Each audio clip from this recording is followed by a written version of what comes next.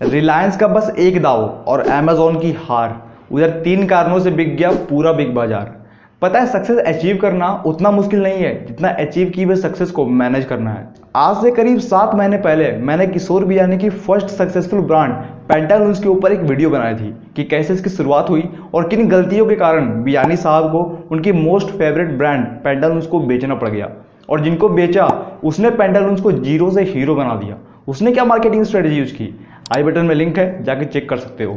उस समय इनसे पेंटालूंस अलग हो गया और अब बियानी साहब पूरे फ्यूचर रिटेल को ही बेचना चाह रहे हैं। दो बड़े जायंट्स रिलायंस एंड अमेजोन लगे हैं इसके पीछे कि फ्यूचर रिटेल को हमको दे दो, लेकिन फ्यूचर रिटेल जाना चाहता है रिलायंस के पास। उधर अमेजोन बोल रहा है कि तुम मेरे बिना परमिशन के रिलायंस के पास कैसे जा सकते हो, और तरह तरह के कोर्ट और केस के चक्कर लगा रहे हैं। और फिर रिलायंस ने ऐसा अपना 1.5 चाल चला, ऐसी डील करी फ्यूचर रिटेल के साथ कि अमेजोन ने इस पूरे डील को फ्रॉड ही बोल दिया। आखिर क्या चल रहा है ये पूरा मामला और किन तीन कारणों से पूरा बिग बाजार का साम्राज्य आज बिक चुका है, चलिए जानते हैं आज की इस डिटेल्ड केस स्टडी के अंदर। तो बिग बाजार की शुरुआत तब हुई जब किशोर बियानी जी ने ये रियलाइज किया कि हम सिर्फ पेंटालूंस के अंदर कपड़े बेच करके ज्यादा मार्केट पकड़ नहीं सकते। अगर हमें भारत के हर घर में अपनी जगह बनानी है तो हमें क्या करना होगा कि लोगों की डेली जो यूसेज आइटम्स है उस पर फोकस करना होगा। मतलब कि जो डेली यूसेज की आइटम्स होती है लोगों की, वो क्या खरीदते हैं, क्या खाते हैं, क्या पीते हैं, उस पर फोकस करना होगा। और तभी साल 2001 में इसी सोच के साथ उन्होंने बिग बाजार की शुरुआत करी। सिर्फ एक ही छत के नीचे लोगों के सारे जरूरत के सामान अवेलेबल थे। कॉन्सेप्ट काफी नया था और यूनिक भी था, तो मार्केट में पेस पकड़ने में इनको जरा भी देर नहीं लगी। और देर लगती भी कैसे, हैवी डिस्काउंट्स और ऑफर जो दे रहे थे। मैंने कई सारे बिजनेसेस पे केस स्टडी बनाई हुई है, लेकिन ओवर द पीरियड मैंने एक चीज रियलाइज करी कि आप सिर्फ प्राइस पॉइंट के ऊपर अपना पूरा गेम नहीं जीत सकते। आपके पास अलग से अपना कोई ऐसा यूएसपी होना चाहिए जिससे कस्टमर्स डेस्परेट हो आपके पास से सामान लेने के लिए। या फिर अगर आपको सिर्फ प्राइस पॉइंट के ऊपर ही खेलना है तो आपको सबसे पहले प्रॉफिटेबिलिटी के ऊपर जरूर फोकस करना चाहिए, नहीं तो वही हाल होगा जो आज बिग बाजार का हो चुका है। सबसे पहला रीजन, ओवर एक्सपेंशन। 2001 में शुरुआत हुई थी बिग बाजार की। आज इनके पास टोटल 318 स्टोर से ज्यादा अवेलेबल थे। वहीं पूरे फ्यूचर ग्रुप की बात करें तो इनके टोटल 2000 से ज्यादा स्टोर्स थे। 2002 में शुरुआत हुई थी डी मार्ट की। आज इनके सिर्फ 271 ही स्टोर्स हैं। कारण क्या है पता है, ये जो ग्रोसरी मार्केट है वो काफी लो मार्जिन और हाई प्राइस सेंसिटिव मार्केट है। बिग बाजार ने शुरुआत से ये फोकस किया था कि हमें सिर्फ ग्रोथ पे फोकस करना है, मतलब कि प्रॉफिट कहाँ से आएगा उनको कोई ठिकाना ही नहीं है।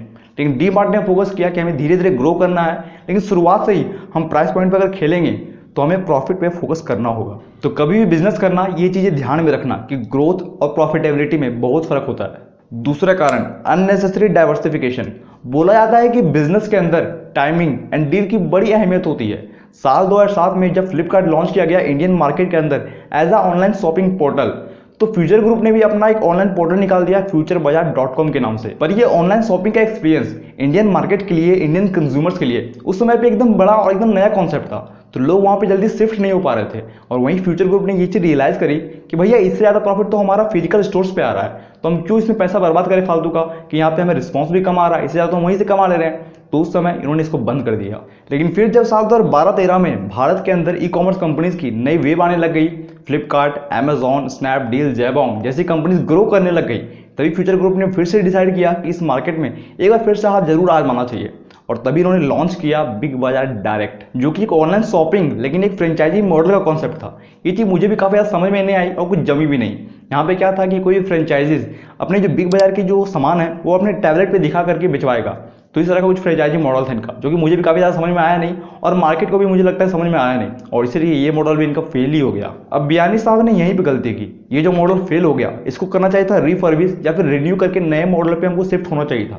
लेकिन यहाँ इन्होंने गलती किया कि अब ये सोचने लग गए कि भैया जो इंडियन रिटेल मार्केट है वो सिर्फ फिजिकली या ऑफलाइन ही चल सकता है, और इसी ऑफलाइन मार्केट को और एक्सपैंड करना शुरू कर दिया। कई सारे कंपनीज को एग्रेसिवली एक्वायर करना शुरू कर दिया, जैसे कि होम टाउन, इजी डे, ई जोन, निर्गिरी जैसी बड़ी बड़ी कंपनीज को एक्वायर किया और सभी को एक साथ मैनेज करना शुरू कर दिया। जिसके बाद आया इनको तीसरा प्रॉब्लम, वॉस्ट डेट स्ट्रक्चर। 60 से भी ज्यादा फ्यूचर ग्रुप के टोटल ब्रांड्स थे, 2000 से ऊपर स्टोर से अक्रॉस द इंडिया, और साथ ही 60 crore customers per year visit करते थे इनके स्टोर्स के ऊपर, लेकिन फिर भी कोई प्रॉफिट नहीं। तो जब कोई प्रॉफिट है ही नहीं तो इतने सारे ब्रांड्स, इतने सारे स्टोर्स और इतने सारे कस्टमर्स ये एंगेज करके कैसे रख पा रहे थे।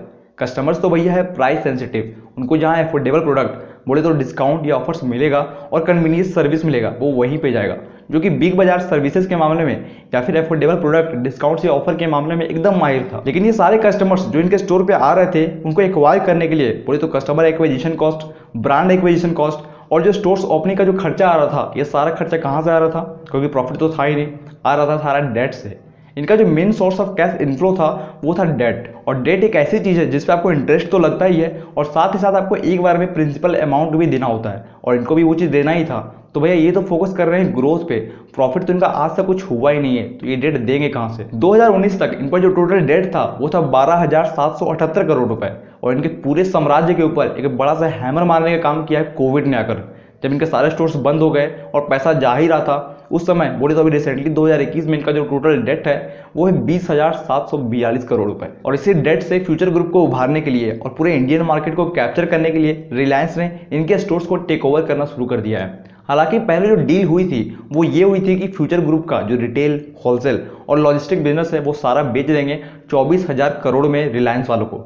लेकिन ये डील हो ही नहीं पाई क्योंकि बीच में आ गया अमेजॉन और उसने कोर्ट केस के चक्कर में ये डील रुकवा दी। अमेजॉन का कहना था कि ठीक 1 साल पहले मैंने तुमसे डील किया था और मैंने तुम्हें इन्वेस्ट भी किया था 1400 करोड़ रुपए, और साथ ही ये डील भी एग्रीमेंट साइन हुई थी कि तुम अपनी कंपनीज को मेरे परमिशन के बगैर नहीं बेचोगे, और वो भी ऐसी कंपनीज को जो मेरे लगभग कॉम्पिटिटर है, जिसमें रिलायंस का भी नाम था। पर फिर भी अभी आप देख रहे होंगे कि रिलायंस ने फ्यूचर ग्रुप के 2000 स्टोर्स में से 947 स्टोर्स को टेक ओवर कर लिया। पर ये किया कैसे? ध्यान से सुनो। रिलायंस ने क्या करा कि जिस जमीन के ऊपर फ्यूचर ग्रुप के स्टोर्स बने हुए थे और वो उसका रेंट नहीं दे पा रहे थे, तो रिलायंस ने क्या करा कि उस जमीन के जो लैंड लॉर्ड है उसी से जाके डील कर लिया और सारे जमीन को अपने अंदर कर लिया। तो अब ये पूरा जमीन तो आ गया रिलायंस इंडस्ट्रीज के अंदर। तो रेंट तो दे ही नहीं पा रहे हैं, तो रेंट वो लेंगे कैसे? तो रेंट नहीं देंगे तो चलो ठीक है भैया, मैं तुम्हारे जो स्टोर्स हैं उसी को टेक ओवर कर लेता हूँ। और इसी स्ट्रेटजी से रिलायंस ने अमेजॉन की बिना कोई परवाह किए ही फ्यूचर ग्रुप के कई सारे स्टोर्स को टेक ओवर कर लिया, जिसके अंदर बिग बाजार, FBB, brand factory, central, heritage, easy day, ये सारे स्टोर्स आएंगे। और वो सारे स्टोर्स को चाहे तो स्मार्ट बाजार के नाम से या फिर रिलायंस रिटेल के अंदर कोई ब्रांड से खोलने वाला है। मैं बता दूं कि रिलायंस ने जो डील करी थी फ्यूचर ग्रुप के लैंड लॉर्ड से, और इस 15 महीने में जो फ्यूचर ग्रुप ओ करता है रिलायंस इंडस्ट्रीज का, वो टोटल अमाउंट है 4,000 करोड़ रुपए। और इन टोटल बैंकों से जो उन्होंने लोन लिया था, डेट लिया था, उसका अमाउंट टोटल है 17,000 करोड़ रुपए, जिसे बैंक्स वाले फ्यूचर ग्रुप के फिजिकल एसेट्स को बेच करके अपने पैसे रिकवर करेंगे। जैसे कि एसी है, फ्रीजर है, बिलिंग मशीन है, स्केलेटर मशीन है, ये सबको बेच करके बैंक्स वाले अपना जो डेट है उसको रिकवर कर लेंगे। लेकिन बैंक वालों के लिए तो फ्री भी ठीक है, लेकिन रिलायंस वालों ने जो मास्टर स्ट्रोक स्ट्रेटजी अपनाई है, उनसे डील किया है, वो तो भैया नेक्स्ट लेवल है। अब आप नीचे कमेंट करके बताओ कि रिलायंस ने यहाँ पे अमेजॉन को चीट किया या फिर everything is fair in business and war. दोस्तों वीडियो को इंसाइटफुल लगा है, पसंद आया है तो जल्दी से इसको लाइक कर लो, चैनल को सब्सक्राइब कर लेना और बगल में जो बेल नोटिफिकेशन का आइकन है उसको प्रेस कर दो ताकि इसी तरह की नॉलेज की वीडियो की नोटिफिकेशन आप तक सबसे पहले पहुंच सके। मिलते हैं दोस्तों इसी तरह के नेक्स्ट इंसाइटफुल पावरफुल वीडियो के साथ। तब तक के लिए आप सभी खुश रहिए, संतुष्ट रहिए, तंदुरुस्त रहिए। गुड बाय, जय हिंद।